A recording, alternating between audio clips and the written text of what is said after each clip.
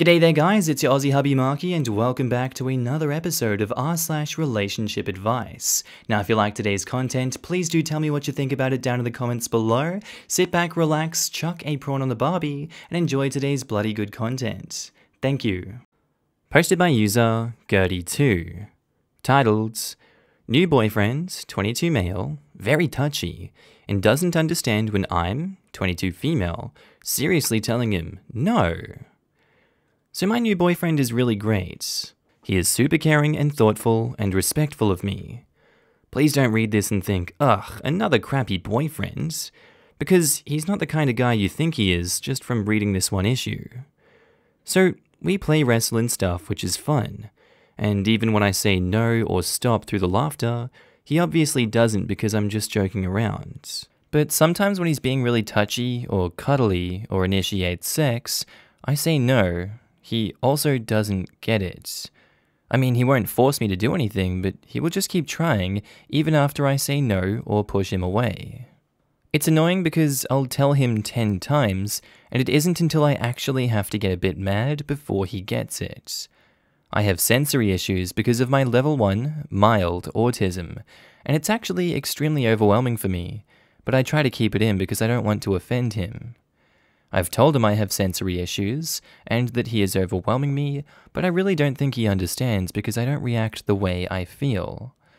Then, the other night he started touching me, and I tried to get off and say stop and no, but it didn't work. Unfortunately, a symptom of mild autism when we are overwhelmed is disassociation. I went into a disassociation episode and couldn't get out of it for an hour. It was horrible. Everything looked fake. I felt dizzy, I felt like I was in a video game. Nothing felt real to touch. I was extremely anxious. He was super helpful though, and didn't touch me at all, and was just talking me through it. I was embarrassed, but he kept just saying that he's here for me and not to worry. But I really just don't think he understood that he caused it. I couldn't speak, it was such a bad episode. I wish I wasn't like this, but I am. I also feel really bad to tell him that because he was just showing me affection. I just don't think he understands. Edit. Okay, so I understand now that it's not okay and it is intentional. I really was feeling guilty before, and now I feel a bit valid for having these feelings. I also realize now that my no's should be enough. They aren't just no's either. I see now that I am communicating properly. I say no, that's not funny, I don't like that, don't touch me, stop, go away, please stop now, it's not funny anymore, and more. I do say it more casually at first, but eventually I say it with a straight face and very sternly while I push him away. I've even said how many times do I have to say no, and he said that I'm cute when I'm mad, so I think he's doing it on purpose now.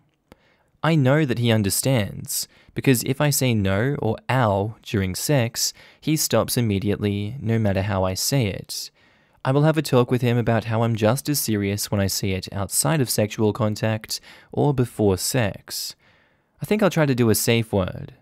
We have a very jokey relationship, so I really don't think this is anything more than miscommunication. I'll keep you guys updated.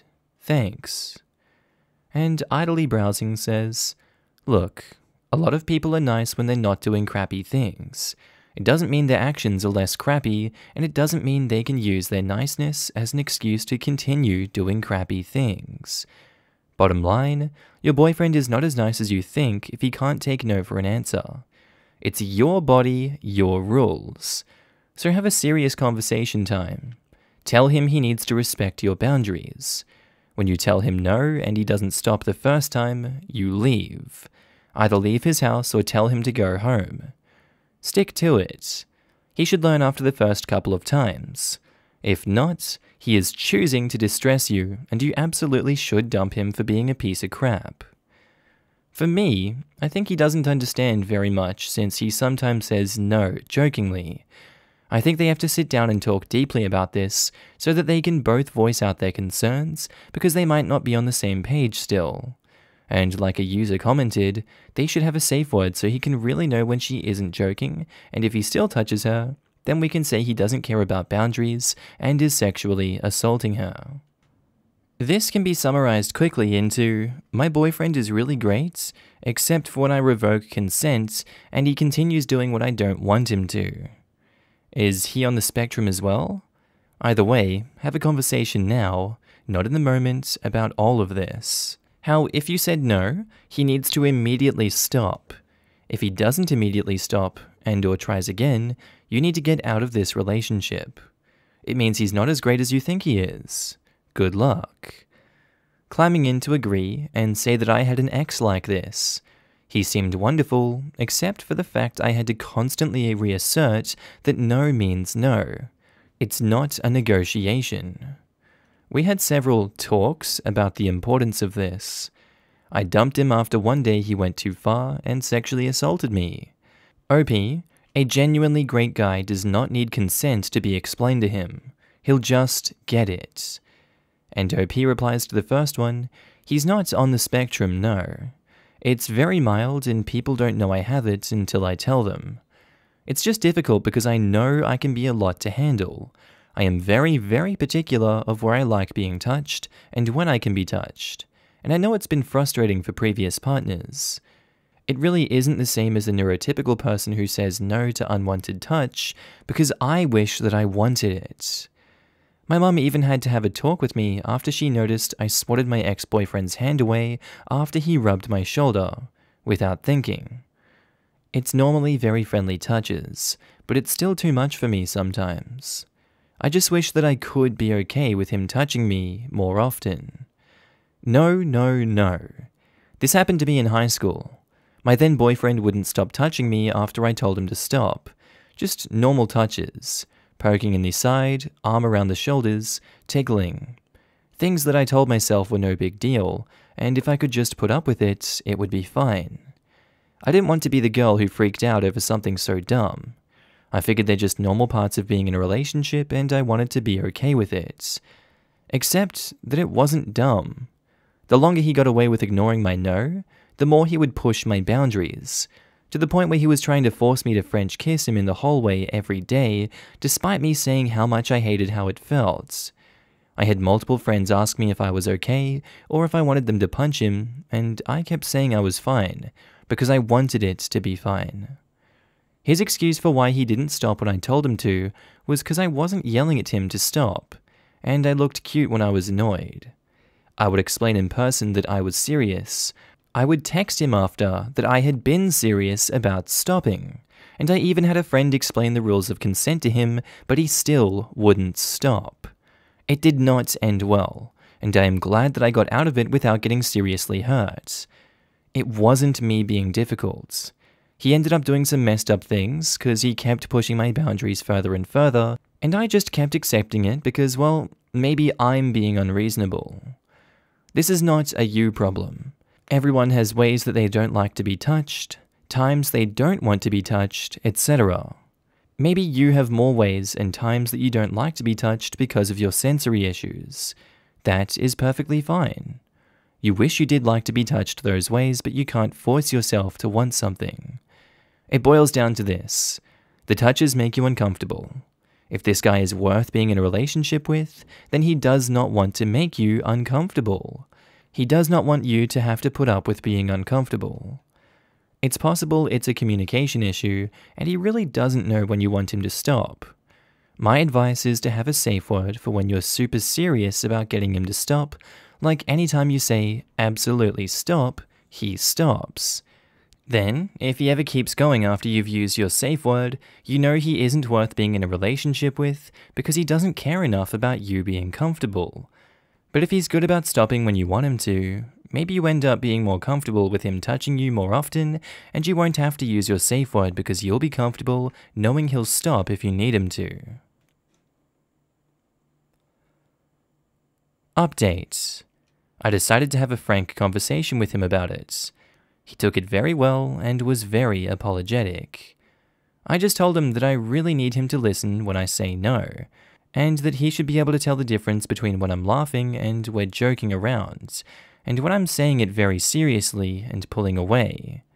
I also said when it comes to sex, there is no way I would say no, and it means something else. Only when we play wrestle and stuff. He agreed. Then, later in the night, we were just making out and stuff, and he was trying to have sex, but I said no. He tried like 5 other times, and I kept saying no. And I was pretty upset he didn't get it. I said it in complete seriousness, but I did go back to kiss him a few more times because I was okay with that. I told him my stomach hurt, which it did, and I was just too tired to enjoy that right now. But kissing is fine.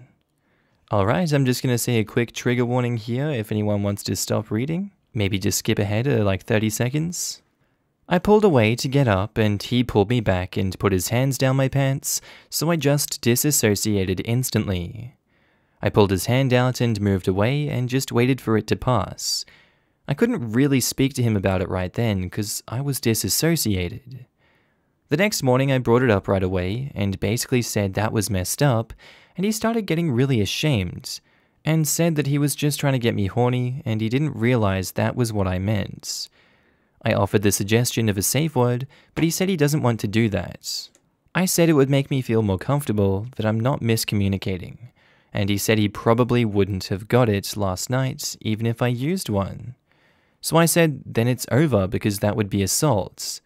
He completely changed his mind. He's been really apologetic all day and promising it'll never happen again. He said he doesn't want to ever make me feel like that again and just feeling super bad about it. He literally has been apologizing non-stop and saying that he finally gets it. He bought me my favorite meal as an apology, lol.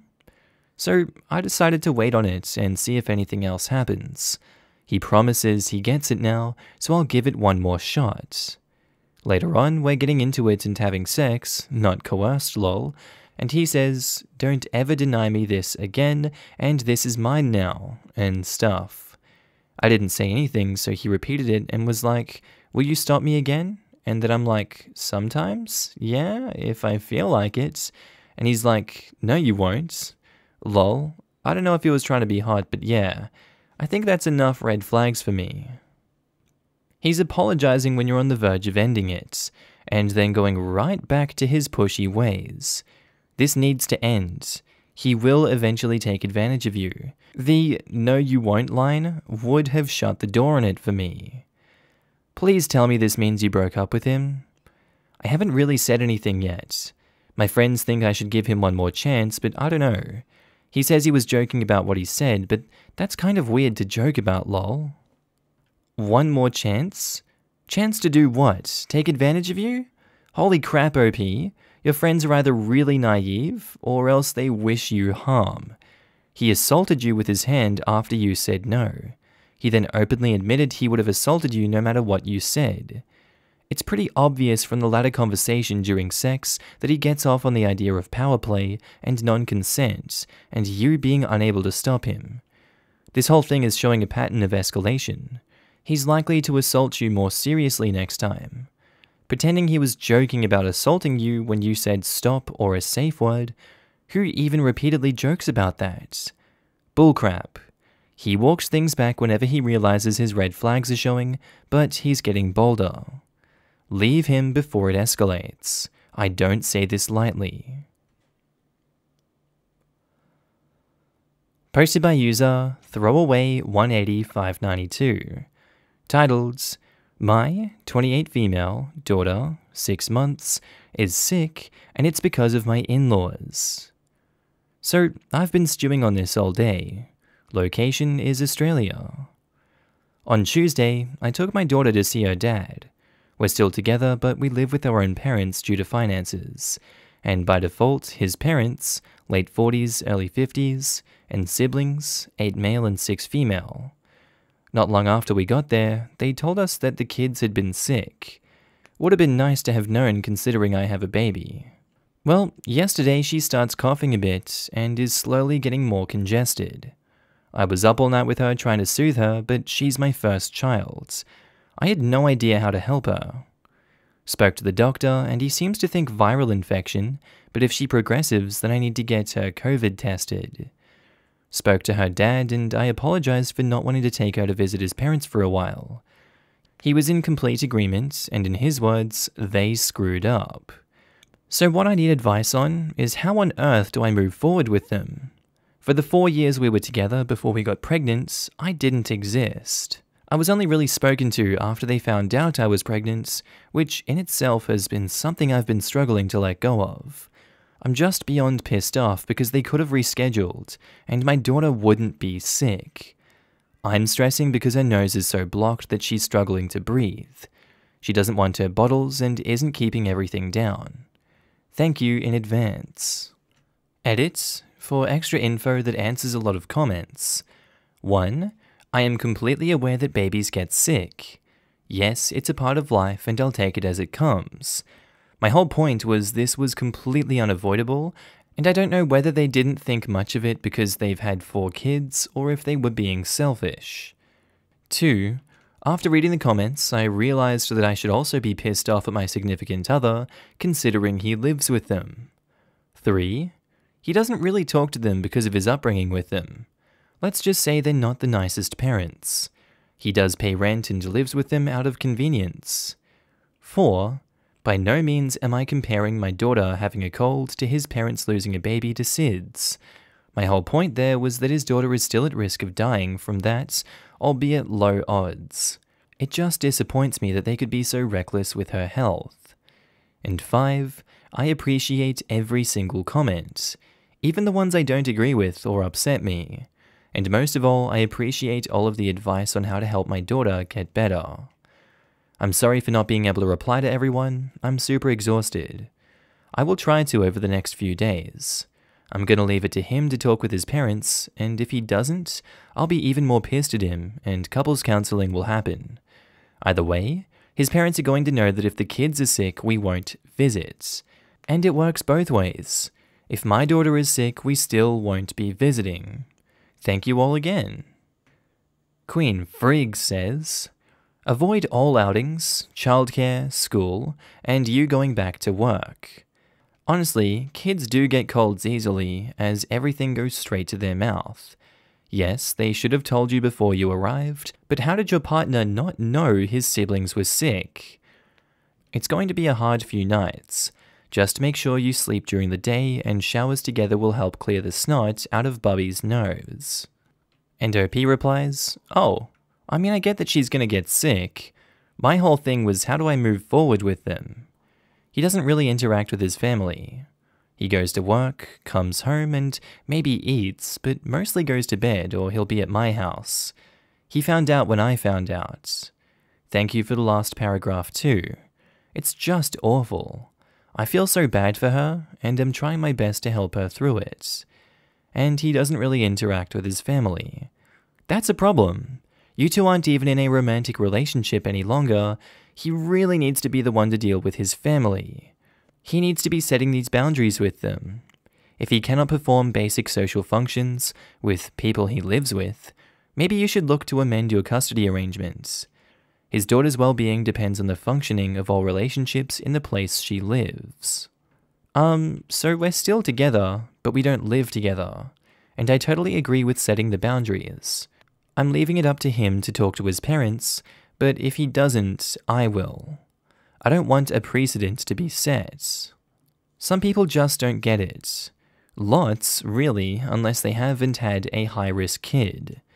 If it's not a first offense with them, I'd start getting boundary ideas from Just No Mother-in-Law/Family etc. subs. I have family that never cared to share that info, but they also feed their kids party pies and sausage rolls for breakfast most days. Well, the kicker is they lost their second kid to sudden infant death syndrome. It is their first offense, which is why I don't know where to go from here. I did tell her dad that he has to deal with it because it's his parents, and if it were my family, I would have ass-blasted them into the next century. I've posted on the mother-in-law sub before, so I might just go ahead and do it again. Thank you again for responding, I really appreciate it. I'll say that many people accept children's colds as a part of life, so they'd cancel for things like a fever or vomiting, but not a cold. Basically, if they could send the kid to school, they just won't worry about it. Now, with the pandemic as a possibility, we all need to be more strict than that. but if there's not a community spread where you're living, they may not see that as necessary. I would just say something like, "We would really appreciate it if you would let us know ahead of a visit if anyone has been sick, but continue to limit visits on your own while pandemic is a possibility." Oh, for sure, I totally agree. And I think with her being so young is why I'm so annoyed. I do like that, so I think I may send that. Thank you for your input. The smartest man I knew said the following to me when my first child was born. "Congratulations, you're going to be sick for the next 21 years. And it's true. Kids are like breeding grounds of disease. They get sick all the time and give it to everyone they come in contact with, including you. Don't be too hard on your in-laws. Take her temperature regularly, make sure it's safe. If it spikes, virus or no, go to the hospital immediately. A temperature 104 degrees plus Fahrenheit or 40 Celsius is very dangerous. Use the little suction thing to keep her nose clear. There is special electrolyte fluid you should be able to get to give your child if she can't keep formula down. Thank you for your help with this part. I wasn't told much by the doctor, and you guys have helped me heaps with how to help her. I guess I'm frustrated with them because they've lost a baby to SIDS, and it seems so reckless that they were okay with my daughter possibly getting sick because she's so young is what stresses me. Get used to hearing it's viral in regards to childhood illnesses. Your baby will be sprouting horns, belching flames, talking Latin backwards, and have its head twist around while levitating above its crib. You'll take it to the doctor and he'll say, it's viral. It's viral is doctor speak for screwed if I know. Update. So first I just want to say thank you to everyone's replies. I did answer further questions in the post because there were a lot of comments and my daughter is still sick. My significant other spoke to his parents. They showed no remorse. They didn't care too much that she was sick. Then his mum decided she's not buying my daughter toys for Christmas because she has too many. I don't give a flying F if she gets her toys or anything for that matter. And then showed him the present that he's going to get her, which is a trolley type thing, because I don't want to walk her. I believe they're dangerous. What works for other parents may not work for us. And she also had something snarky to say about me not wanting the walker. Guys, for years I tried to have a relationship with these people. Then they found out I was pregnant and all of a sudden I existed. I tried so hard after she was born. There were so many instances of disrespect that I let slide, but the moment she decided to criticize my parenting is where I drew the line. My significant other will be coming home to me from now on. We're working on saving to get the hell out. My parents have been fantastic with my daughter and I living with them. And for those who didn't understand him not knowing his siblings were sick, he doesn't interact with his family because his parents don't respect him as a parent or a person. So again, thank you for all your replies. It helped a lot, and baby is on the mend. She's still not great, but she's getting there, and all the advice that was given about her has helped heaps. Sebamake says, "Wow, your daughter definitely does not deserve to have such awful people in her life. Look at how they treated you before versus when you had your baby. They are just completely selfish people. I could never imagine going to see an infant knowing I had just been around someone sick, especially with what's going on around the world right now. And they don't even care? I just would not even want to have a relationship with them at all. I would tell my partner, they're your parents, you can talk to them, deal with them, but I don't want to talk to them or see them again." That's pretty much what's happening. And they have Christmas on Christmas Eve, so I'll go there as late as I can so I don't have to stay long because I'll have to take my daughter home. I still will go to Christmas, but purely for his siblings. Other than that, they don't get to see her because I'm the only one that can drive her because I have the license. I'm literally the one who organizes them seeing her. Well, no more. Good for you. Stand your ground on the walker too. They're illegal in Canada for a reason. Studies have shown they greatly hinder a child's development, aside from how incredibly dangerous they are. Exactly. And like I said, we have stairs. Plus, we have dogs and one is blind and deaf, because he's 19 years old. My daughter can learn how to walk without one. My daughter had hip dysplasia, and I had to talk my mum out of her walker a few times. She's 1 now and walking. Not to mention, all babies learn at different times. Why rush it? Do what's best for your baby and remind them they are not the parents. Jesus, I'm sorry that your mum was trying to go against you. She already has an activity center that she stands in anyways. I think it's more that my mum is old, so she forgets most conversations we have. Okay, so that's completely different. Alright, I think that's where I'm going to end today's video, guys. I do hope you enjoyed it. As always, I want to do a huge shout out to all my channel members and Patreon subscribers. You should be up on the screen now. I love you all, and I think every single one of you are amazing for supporting the channel in the way that you do. Again, thank you so much for supporting me. And again, if you did enjoy today's video, please do tell me what you thought of it down in the comments below. All of your hot takes, opinions, whatever you think, really, whatever's going on in your life right now, I'd love to hear down in the comments below. Before I leave, I'd also like to announce that I'm going to start doing meme content again on the second channel. I know it's been a while, so click on the Markee head on the screen without the Australian flag behind him if you want to go see some memes. And as always, guys, have a good day, night, sleep, whatever you're up to, and I'll see you in the next one. Bye.